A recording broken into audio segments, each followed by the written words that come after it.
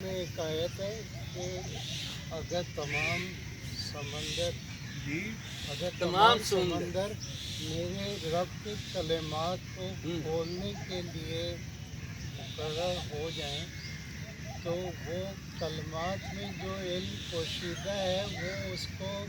پوری طرح لکھ نہیں سکتے، اگرچہ کہ اتنے ہی سمندر اور لے آئے جائیں۔ اور اس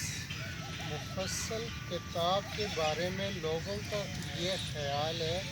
کہ یہ کتاب مجمل ہے، اس کو احادیث کی روشنی میں ہی پڑھا جا سکتا ہے، جبکہ یہ کتاب جو ہے اس میں جو علوم پوشیدہ ہیں ان کو تو ضبط تحریر میں بھی لایا نہیں جا سکتا۔ تو کفر اور انکار کرنے والے ہمیشہ سے باتوں کو اسی طرح چھپاتے آئے ہیں اور ہم نے اپنی کتاب سے رشتہ توڑا ہوا ہے بالکل۔ اب یہ جو کرونا وائرس ہے جس کے بارے میں بڑی احتیاطی تدابیر وغیرہ ہم سنتے آ رہے ہیں، اللہ کی کتاب میں تو اس طرح لکھا ہوا ہے کہ ہم نے اس گھر کو اور حرمت والے مہینوں کو اور قربانی کے جانوروں کو اور طواف کو انسانیت کی بقا کے لیے بنایا ہے۔ انسان اس دنیا میں روئے زمین پر انسانی آبادی قائم رہے، اس کے لیے ہم نے یہ سسٹم کریٹ کیا۔ تو اجتماعی عبادتوں کو دینے والا احتیاطی تدابیر سے اتنا بے خبر تھا کہ اس نے عبادت کے جو بھی طریقے دیے وہ اجتماعی نوعیت کے دیے، اور اجتماع میں ہم لوگوں کے لیے اس نے زندگی رکھی اور ہم نے اسی کو اجتماع کو ختم کر دیا۔ یہ بالکل ایسی بات ہوئی جیسے قرآن میں لکھا ہوا ہے وَلَكُمْ فِي الْقَصَاصِ حَیَاتٌ یا اُولِی الْأَلْبَابِ، اور اے صاحبان اقتدار یا خرد لوگوں، تمہارے لیے برابر کے بدلے ہی میں زندگی ہے، اور اسلامی سزاؤں کو ہم کہیں نافذ نہیں کرتے۔ ہم کو ایسا لگتا ہے جیسے یہ وحشیانہ سزائیں ہیں، جبکہ اگر ان سزاؤں کے مطابق عمل کیا جاتا ہے تو حرم کو آپ دیکھیے کتنا ذرا پرا چلے جا، بڑی دینی گل ہو رہی ہے، کڈو یار ذرا پڑھ بندہ ہے، کتنا پرامن بنا دیا اللہ تعالیٰ نے حرم کو کہ آس پاس سے لوگ اچک لیے جاتے ہیں، لیکن حرم میں یا اس کے ارد گرد جو آبادیاں ہیں وہ بہت ہی زیادہ سکون سے رہتے ہیں، کاروبار بھی کھلے چھوڑ کے چلے جاتے ہیں نمازوں کے وقت۔ تو اللہ کی نعمتوں کا انکار کرنا، باطل کے اوپر ایمان لانا،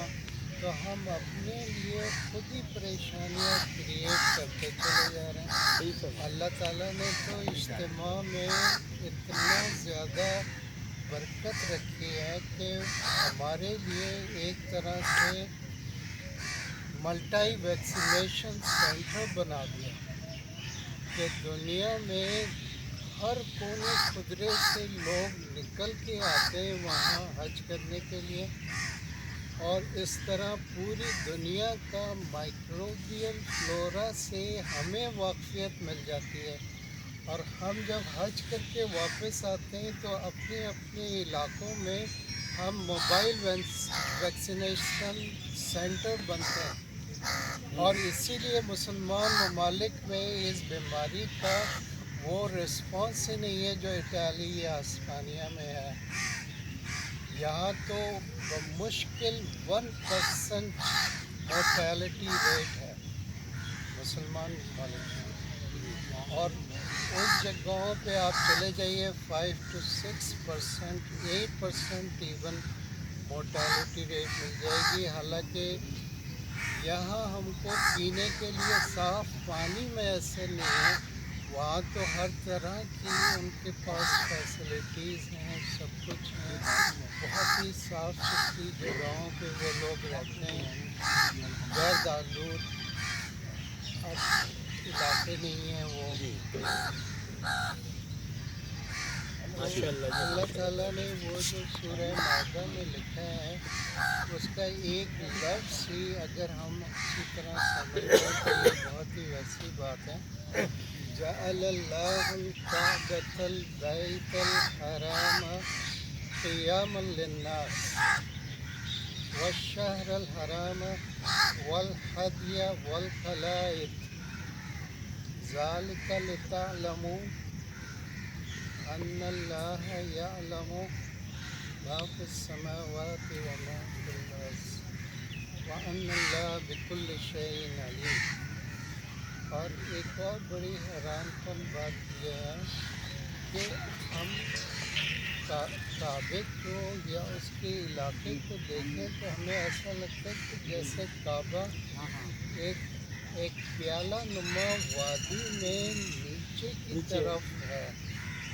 तो वहाँ तो अगर एक शख्स आपसे 200 किलोमीटर दूर भी उस एनवायरनमेंट में खांसेगा तो वो जरासीम उस पूरे मजमे के लिए काफ़ी है, उसको माइल्ड इन्फेक्शन करने के लिए। और once you are introduce to, तो आपकी बॉडी में इम्यूनाइजेशन सिस्टम ऐसा है कि वो फ़ौरन ही ट्रिगर हो जाता है और उसके ख़िलाफ़ एंटीबॉडीज़ बनाने लगता है। तो वो जो सूरह हज में है लियशहदू मनाफ़िअ लहुम, ताकि वो गवाही दें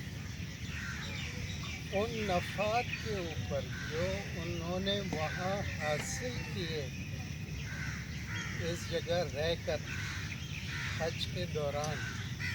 और हज के बाद भी अल्लाह ताला ने आपके लिए ये कंपल्सरी रखा है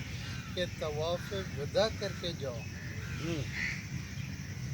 क्योंकि बहुत लोग ऐसे हैं कि जो आखिरी स्टेज में आके शामिल हुए थे, उनकी वैक्सीनेशन बाकी है। तुम फिर जब जाते हो तवाफ़ विदा करते हो तो तुम्हें बूस्टर डोज मिलती है और उन लोगों के लिए इनिशियल डोजेज मिलती है। जज़ाकल्लाह जी, बहुत शुक्रिया आपका।